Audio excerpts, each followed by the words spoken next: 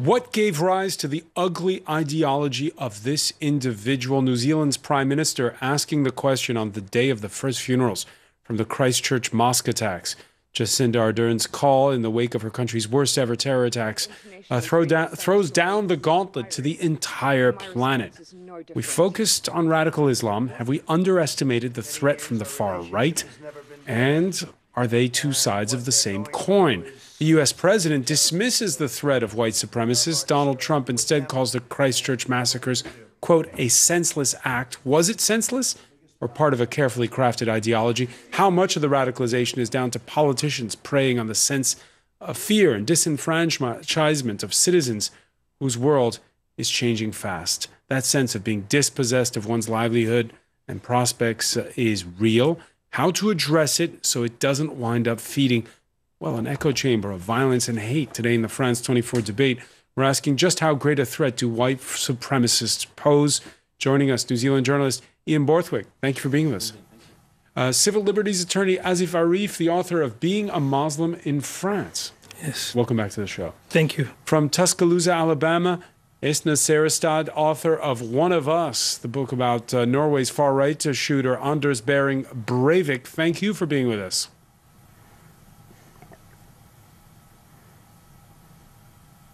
And from State College, Pennsylvania, Joshua Inwood, geography professor at Penn State University. Welcome to the show. Thank you very much. Thanks for having me. The France 24 debate on Facebook and Twitter. Hashtag F24debate. Let's begin with those tributes that we've been seeing ever since last Friday. Among them, the one in Christchurch on Monday, first day back to school, an impromptu haka by high school students outside as they gathered.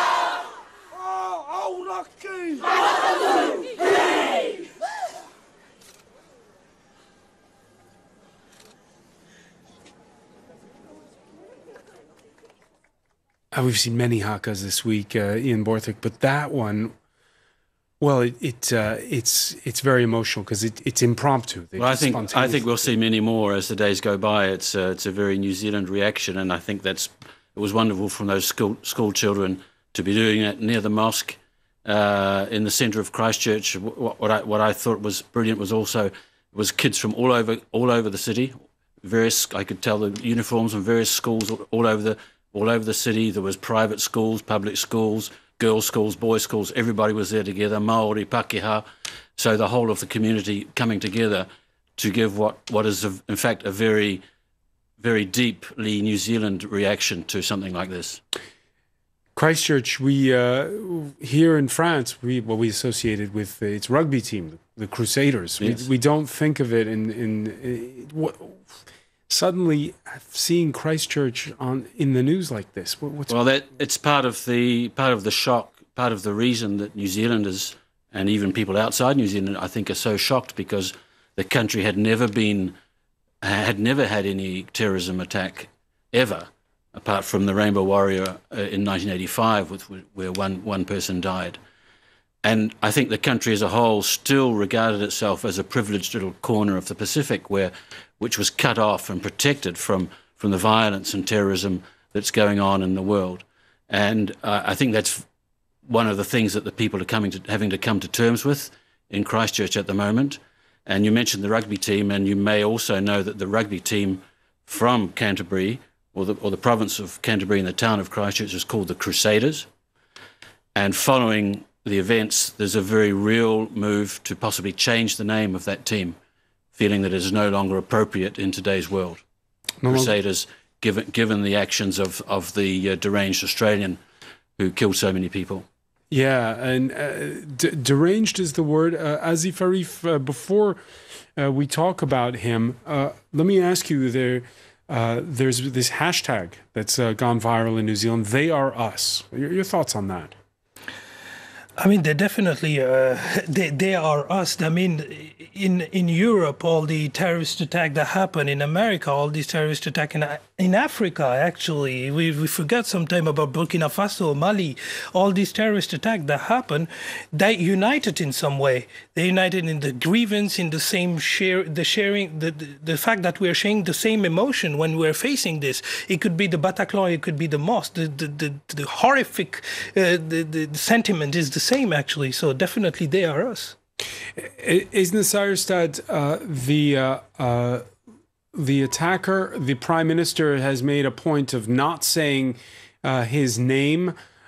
His idea was to get attention, and thus that she says that's why she won't give his name. Your thoughts on how authorities have handled really this news? You mean, I'm sorry, I came late into the debate here. You mean the authorities in New Zealand? In New Zealand, yes.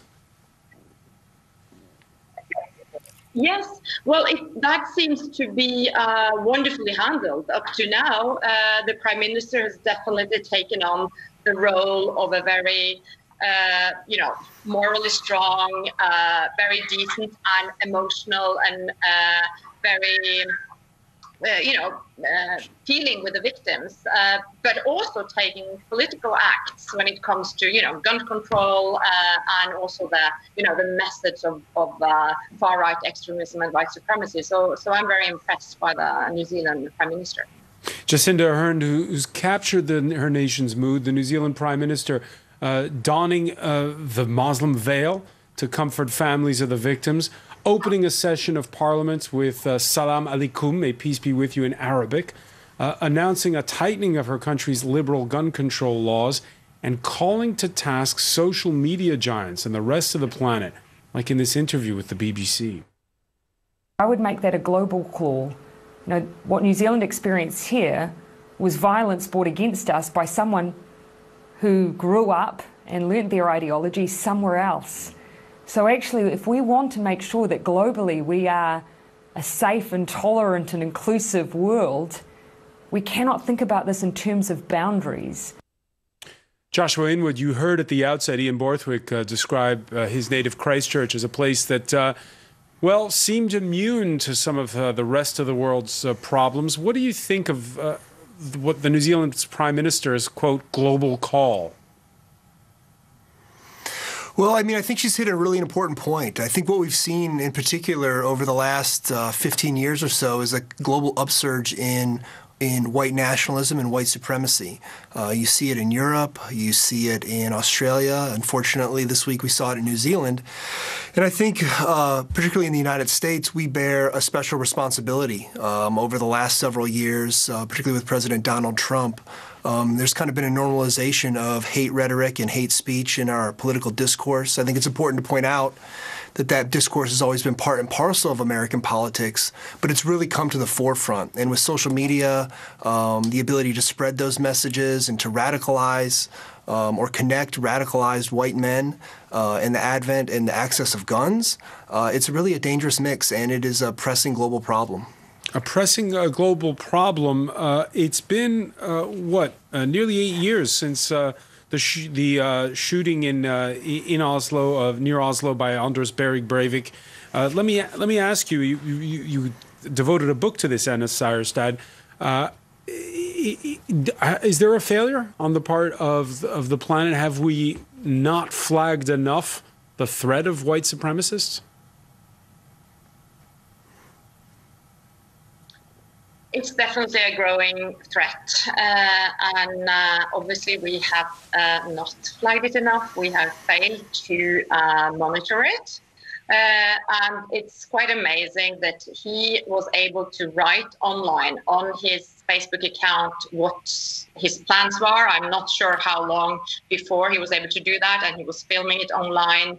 And definitely these groups, just as should be monitored, just as the authorities have been able to crush ISIS presence online to 90% by, making Twitter suppressor accounts, using algorithms in order to find out who are their followers and so on. So it's not impossible to crush those networks. I mean, not totally, and they are not as, they're more dispersed, they're more decentralized than the ISIS network was online.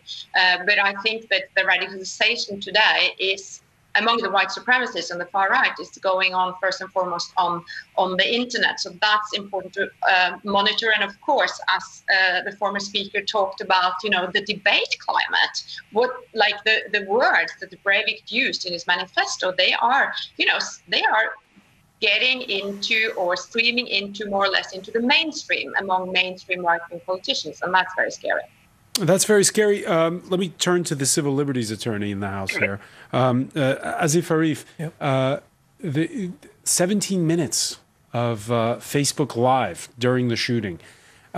When I put it to fellow journalists last Friday saying, well, maybe we're not grown up enough yet to have Facebook Live. They said, oh, no, there's freedom of speech, and well, you shouldn't curtail it. What do you do when in that balance between safety and freedom of speech when it comes to definitely there is freedom of speech. The problem is not the freedom of speech. The problem is the boundaries and the limit of the freedom of speech here. And the problem is our democracy don't want to limit the free speech, because they feel like if we limit the free speech, then we go towards the fact that nobody can express itself or nobody can express his view. But in expressing view and expressing hatred content, there is a huge gap. And this is what we cannot understand here. But then whose job is it to decide what is just a view and what is hate speech? Definitely, there is a lot of body. For example, in France, the judge is responsible, the judicial is responsible. If you need a quick action, of course, normally Facebook and Twitter should have this inside process in order to focus on those who are sharing hate content and localize them and stop them. And then after, you have different governmental bodies who can stop these sharing content. For example, this video that he actually made was not widely shared because the Prime Minister has said, don't share it, because Facebook has taken the proper action to stop it. But why this guy could go to this far, I think there is a problem of maybe anticipation, going further away, going faster, and this is the algorithm issues. Yeah, well, there's clearly also a problem of reaction, because 17 minutes is a very long time for something like that to be able to be streamed. I mean, if a photographer puts on a photograph on Facebook showing breasts, for instance, it's immediately blocked, and an account gets blocked. How is it possible that someone can stream something so disgusting and unconscionable for 17 minutes before something's done about it? And there is also the issue of those who were watching this before. Because the thing is, with this contact of the photograph that you mentioned, is the fact that other people can declare to Facebook that this content is violating some of Facebook rules.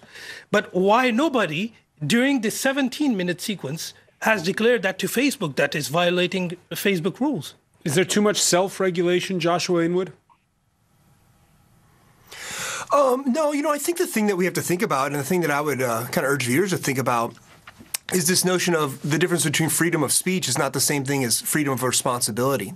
And the Prime Minister of New Zealand was correct to say that corporations in particular, Twitter, Facebook, Instagram, they have a responsibility to think about the images and the content that is being streamed on their services, on their platforms, and the way that those allow radicalized people to connect or people to become radicalized. Like what happened in the United States with Dylan Roof and the Charleston 9 shooting. There was a kid who or a young man who connected to a whole host of radical groups and radical literature online, and he went and he killed 9 people. If that had happened and the race had been different or the religion had been different, there would have been a much different discussion, I would argue, in this country and probably internationally about what we should do about this content. And so I would like to see us think about what responsibilities do corporations have and do we as individuals have in terms of engaging with this kind of hate speech and calling it out where it exists and holding corporations responsible for the content on their platforms. The light touch regulation, though, when it comes to these issues in the United States, started long before Donald Trump was elected. We see that to the United States, I get the impression, Joshua, that there's always this argument that you have this sacrosanct First Amendment, the right to free speech, and the whole rest of the world, because these are U.S. tech giants, has to play by it.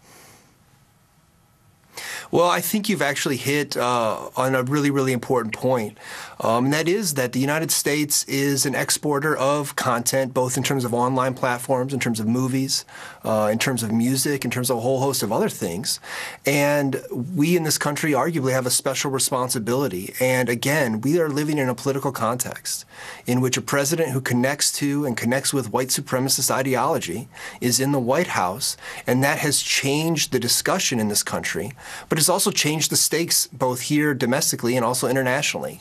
There was a recent study that talked about in the last 3 years, hate crimes in this country are up 30%, really with the election of Donald Trump. Hate groups are at an all-time high in this country. And so we are living in a particular political moment where white nationalism and white supremacy is on the upsurge. And we in this country, and I would argue globally, need to engage in a broader discussion about this reality and about how we are going to politically engage with this moment. And it's tied to a whole host of other global questions as well. Ian Borthwick, Christchurch is a long way from Washington, D.C. Did you think about those things last Friday when you first heard the news? Were you thinking that maybe somehow the U.S. president was an enabler of all this? I think maybe he's enabled a certain climate around the world, and he's given free rein to that sort of mentality, which has grown and which has come in and planted itself in New Zealand. But I think for the time being, it's a problem which New Zealand has to confront. I agree with the New Zealand Prime Minister. There has to be a global response. It's like, and I think this could be a real catalyst for putting to death this sort of white nationalism and white supremacy, these ideas that have become so current. And I think it'll have to start in New Zealand. And I have a feeling that that's already starting, that the country itself may be able to use this as a catalyst for even further change. I think New Zealand as a whole historically has had a very, I would say, has been very proud of its race relations record and what it's been able to do over the years since colonisation. But it's certainly not perfect. And I know from a lot of Maori friends in New Zealand that there is still today, and Polynesian friends in New Zealand, there is still low-level white supremacy, racism that they live with every day. And this can be a real catalyst for change in the country. All right, we're going to pick up on this point when we come back. Stay with us. You're watching the France 24 debate. Welcome back, or welcome if you're just joining us. It's the France 24 debate, and we're rebounding off that global call by New Zealand's Prime Minister to tackle the issue of white supremacist ideology. With us to talk about it, New Zealand journalist and Christchurch native Ian Borthwick. Also with us, civil liberties attorney Azif Arif, the author of Being Muslim in France. From Tuscaloosa in Alabama, Esna Seierstad, the author of One of Us, about Anders Breivik, the Norwegian shooter of 2011, and Joshua Inwood, who teaches geography at Penn State College in Pennsylvania. Immediately after the attack, Donald Trump was asked about his response. Here's what he had to say in the Oval Office. Our hearts are with them and whatever we can do. We see today white nationalism as a rising threat around the world. I don't really. I think it's a small group of people that have very, very serious problems. I guess if you look at what happened in New Zealand, perhaps that's a case. I don't know enough about it yet. They're just learning about the person and the people involved. But it's certainly a terrible thing, terrible thing. What do you make of that, Esna Seierstad? Well, it's like it's not right, because this is the year that you've had more violent attacks in the U.S. from the far right than ever since 1995 and the Tim McVeigh attack. So it is on the rise, and also the debate. It's a very polarized debate here in the U.S. And it's a debate also based on fear, and it's about inciting fear in people. And the fear is coming from outside. I mean, the enemy, I have to say, the threat is coming from outside, from mass immigration or from Islam, which is threatening the US way of life. So it's, I mean, the debate here in the US, I find very scary. Is it down to Donald Trump? Can you blame the US president? No, of course not. We can't. I mean, you mean the debate or the attack? The rise in the number of attacks that you mentioned. The debate climate. Well, I think it wouldn't be right of me to link that directly to the president here. So I mean, we have to think in longer lines, and I believe that.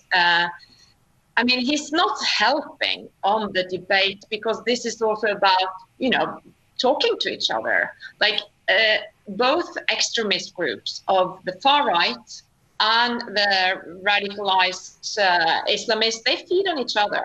They need each other as enemies. And when into the mainstream, the same kind of words, the same kind of, if not, of course, they don't support attacks on either side, but it's becoming a rhetoric of, almost, going to war kind of rhetorics. And people are talking about, here, not a civil war, but a cultural civil war. And I think that is definitely something that, goes all the way to the top. And it's also now that the US government has started to defund organizations that are fighting against far right. So it's going in the wrong direction. How did we get to this point, Azif Arif, where we had this wave of terror attacks perpetrated by radical Islamists? We have the kind of attack we saw in Christchurch, which some say it was a long time coming. The fact that, as you heard Esna describe, they feed off of one another. Why do we have this current mood? Definitely. The first thing is there is a rise of far-right extreme policy as well in Europe. You can see it in Holland. You can see it even in Paris when Marine Le Pen comes to the second tour of the presidential election. So this is very important. And actually, Marine Le Pen did the pretty much same exploit than Donald Trump. She condemned the attack without mentioning the word mosques, Muslim or Islam, which is very interesting, right? So the first thing is we should stop these discrimination against those who are affected by these attacks. Name the enemy, of course, name the radical people who are Islamists, who are attacking Christian in the Middle East, who are attacking here in Paris and in different places of the world. But also to name the enemy, which is the far right-wing enemy, and the fact that they are not naming it, they are saying, yes, we are with them. Listen what Donald Trump has said. No, we are with the Muslim who were praying in this place of worship. Well, let's listen to the New Zealand Prime Minister, Donald Trump, who offered his help. Here's what, on the heels of that clip you just heard, what Jacinda Ardern had to say. I spoke with Donald Trump this morning. He sought to call us directly. He very much wished for his condolences to be passed on to New Zealand. He asked what offer of support the United States could provide. My message was sympathy and love for all Muslim communities. Ian Borthwick. Wow, I hadn't seen that. Yeah. She's since toned down, saying, "Look, I don't want to get too much involved." But this was this. I think it was a very clear message to Donald Trump and to the United States. And I think that she's been exemplary in the way she's shown compassion. Has she surprised you? No, not really. I knew that she was capable of that, but I think she's even been better than I thought she was able of doing. And I think she's shown such great compassion and such charisma at a time which is, which she said herself, the darkest day in New Zealand, one of the darkest days in New Zealand's history. And she really shone out, and I think she can shine out as a leader for the rest of the world. So she's center left. She's in a coalition, though. She's in a coalition, yes. With right-wing party. Yeah. The right-wing party hasn't said word once when she the other day said we're going to have tougher gun control. No, I don't think they. I think the feeling in New Zealand has been completely behind her, and I think most people were completely unaware and shocked to learn that you could have such guns in New Zealand. You said before that they were liberal gun laws. I didn't think they were liberal myself. Apparently, they are slightly more liberal than Australia, but they're nothing like the gun laws in the United States. But she certainly came out and said they will change. And as you know, on Monday morning when Parliament gathered, that was what the first thing they did was to decide to change the gun laws. And a lot of people are, in fact, are voluntarily bringing in. A lot of farmers have had semi-automatic weapons for getting rid of pests, for hunting deer, actually, because they're a threat to the ecology of New Zealand. And that's the only reason that semi-automatic weapons have ever been in New Zealand. But they now realise that their hobby, or the necessity for the farming community to have these weapons, is nothing compared to what has happened in New Zealand, and a lot of people are handing them in and relinquishing them voluntarily.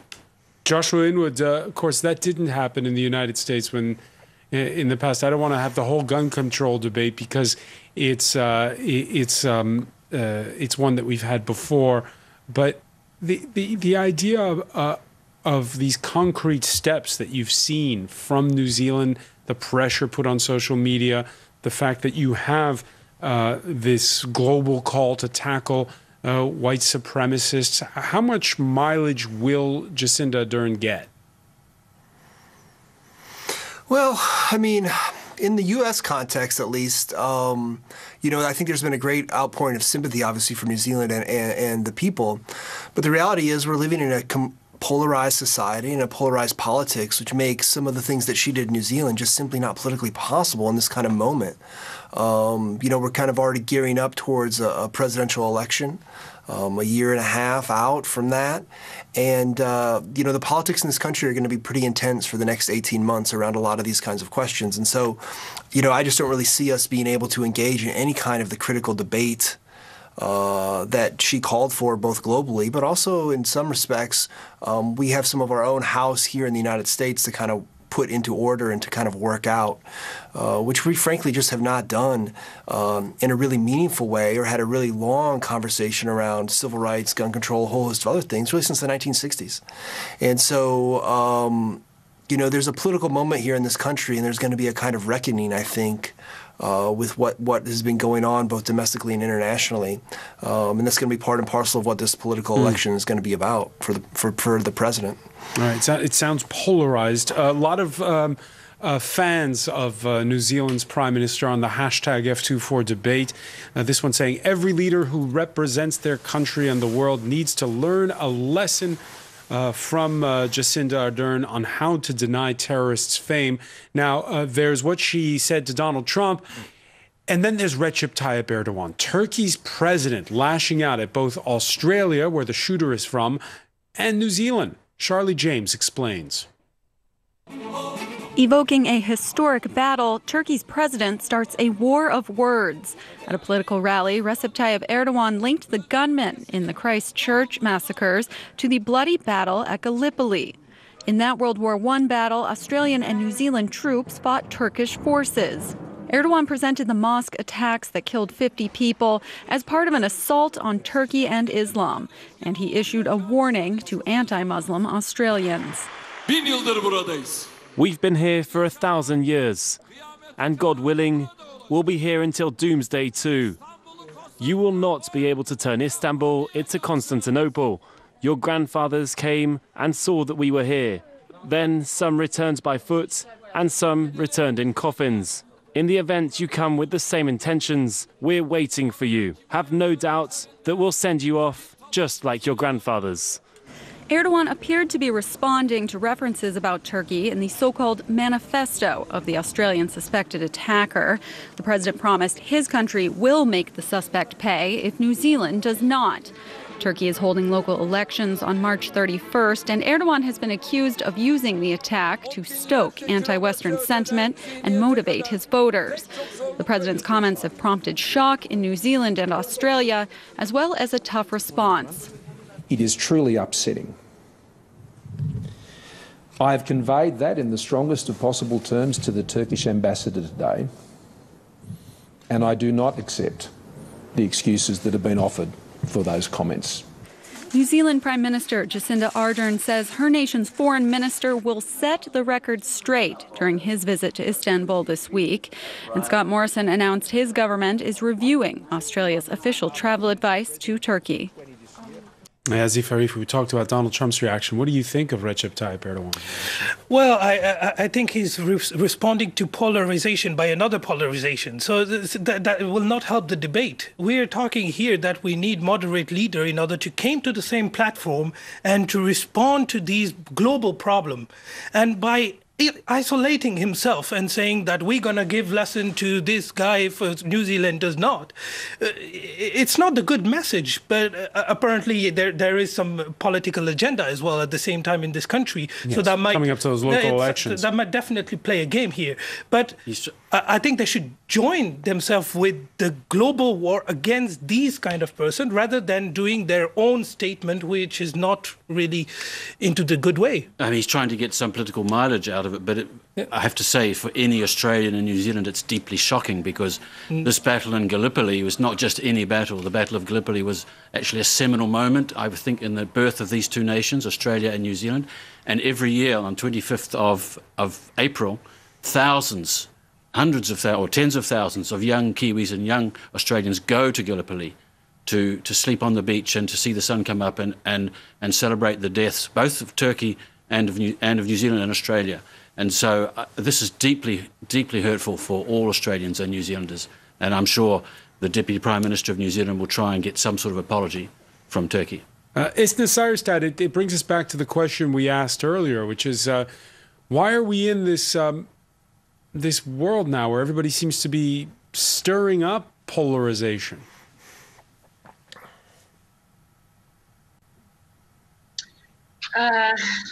Why are we in this? It's a difficult question, but I think it's been happening over, I would say, over the last decade.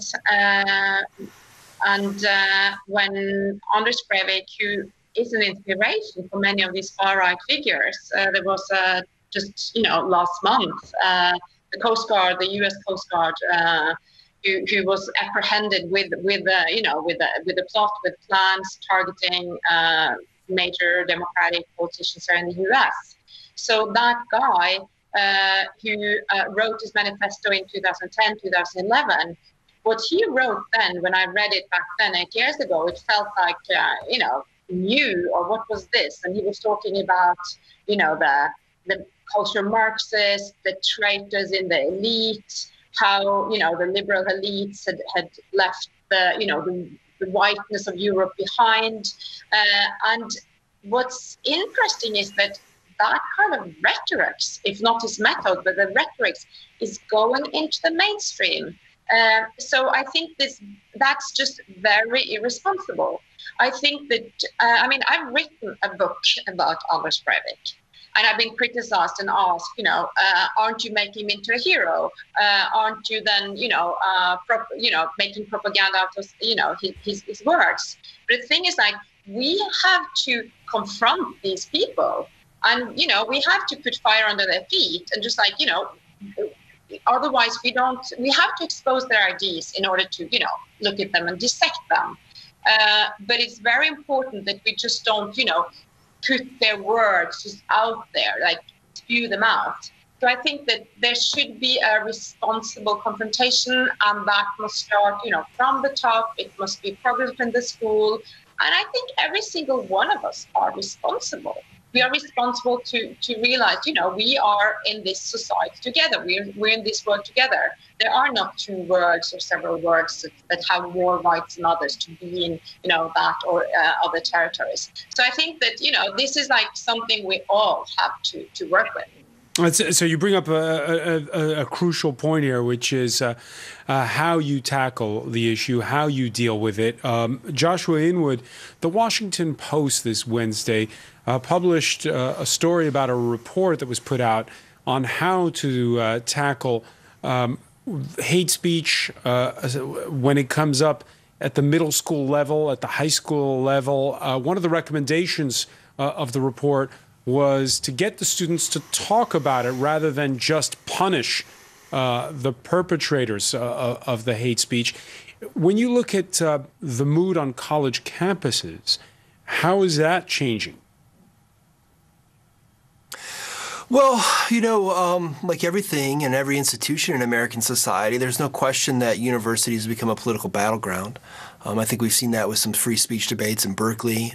We've certainly seen that when some of the radical right has shown up on campus, and there's been protests around that. In terms of at least the Penn State University, I mean, there's a core group of students who really want to tackle these issues, and in particular, issues of white supremacy and white nationalism and white violence. And is it an echo chamber where those who all think one way get together and those who all think the other get together, or is there dialogue between various communities on campus? I think, at least, speaking at Penn State, there's been some real efforts to create some dialogue. There's been some groups that have brought together people from different political ideologies to talk around issues. And I was just talking to a student this morning who is really interested in engaging around a kind of broader truth and reconciliation process, at least here at Penn State, around some longstanding issues of race and racial division that have existed both in the community and in the university itself. And I'll say this, one of the things that about this moment that potentially is a small silver lining, though it's tough to think about that in the context of the loss of life, is if you think about, at least in the United States context, the civil rights movement was really, we think of Martin Luther King, we think of Rosa Parks, but it was really college age and younger students who led that movement. And there has been a real awakening at least in this campus, and I think in a lot of other campuses, of college age students and younger students about the need to engage in this struggle and to think about all different kinds of political strategies. Many of them, and most of them, are actually rooted in kind of notions of king and nonviolence. And so there's a moment here of sadness and grief, and we need to certainly hold the victims of the shooting in New Zealand in our hearts and hold close to them, just like we would lots of other people who have suffered extreme violence in the last week and month and year. But we also have a political moment to think about let's engage with one another, and let's push some of these debates forward, and let's start having some real conversations about how do you root out radical white nationalism? How do you root it out of the political discourse? How do you root it out in our communities? And how do you confront it? And what does that confrontation look like? Azif Arif, let's talk about France a second here. Yes. Since the attacks of 2015, this was the first thing that people said. We need to that there needs to be debate in schools. There was even talk in schools after the Charlie Hebdo attacks. When you look, it's been 4 years on. How's that going? I mean, I think France is pretty repressive in his way of seeing things, because rather than promoting education around what was going on, what is the true purpose of Islam, for example, what is the religion, what is the Quran saying, what is the jihad, to try to really explain what are the true concept of Islam, we start doing legislation about state of emergency, for example, how to house arrest some people who are a threat. But the threatening part was like, if you just friend with someone who is threatening, you're going to get house arrest. So there hasn't been more dialogue? No, there hasn't been that much dialogue. And you mentioned the fact that right after the 2015 attack, they started saying we need to address it in schools. But you should remember as well that an 8-year-old guy, an 8-year-old kid, got into custody because he talked about it, and we said he's doing a terrorism apology. So I think we should be... the French have a repressive tendency. Yeah, the French have. Another point on this, it was this long rambling that Esna talked about it, this long rambling manifesto that was written by the shooter in New Zealand. He mentioned a trip to France. He mentioned, I think, one of the, there's been talk ever since about the, quote, French inspiration for him. In particular, there's this right-wing intellectual who peddled this conspiracy theory about the grand replacements, that foreigners, be they from other cultures, were coming to replace white Christians. Is that just fringe talk, or is that something that's seeped into the mainstream? No, I think this is really important. And I think it joined everybody's position here in this show, because the problem of the great replacement of Camus theory is the fact that we're going to be replaced by the immigration, by the fact that someone else would impose their religion on us. So the problem is, for example, different body in our country, including media, we were giving promotion to these ideas. We were giving promotion to different images, the fact that Aquarius, there is just 140 people coming into our country. And it was a manner to say, oh, this is a huge immigration process. Everybody. All right, give me, in that case, give me tips here as a journalist, because when you have, for instance, a small town in France, people live an isolated life, and the local cafe closes and it's replaced by a kebab shop. Some locals might complain, saying, "What's this? This isn't French." And what do you do in that case? How do you address the fears of the citizens? I think you can address it in a very lovely manner. You could say the fact that coffee is closing, you're losing jobs, but the fact that kebab is opening, you're creating jobs. So I think there is always a good response to it, but it's the way we're choosing to put the information forward. If we put the information forward that the other person is the problem, is our enemy, and he's coming to take our employment, to take our place, and to take our businesses, this is not the way to do fraternité in French. Right. So the way is the way to put information forward. Ian Borthwick, do you feel as though there's more dialogue on these issues in France the last couple of years, or not? I don't think there's been more dialogue in France. No, I think there's been less, if any. I think that there's still a confusion between Islam and Islamic terrorism or extremism. Yeah, definitely. And I think that's part of the problem of Islam across the world. Yeah. And I think what's happened in New Zealand, I think that the deranged murderer has his aim. He's missed his aim, basically, because certainly there are a lot of dead people, but the reaction across the country has been one of great compassion and of inclusiveness. And when you see Catholic boys going to the local mosque in Auckland and singing there, when you see what's known as violent motorcycle gangs offering to protect the mosque in a town in Hamilton in the Waikato, then you see that I think that the exact opposite of what he was trying to achieve has happened in New Zealand, and this can be an example for the rest of the world. All right, Ian Borthwick, I want to thank you so much. I want to thank as well Azif Arif, Joshua Inwood for joining us from State College, Pennsylvania, and Isna Sarastad from Tuscaloosa, Alabama. Thank you for being with us here in the France 24 debate.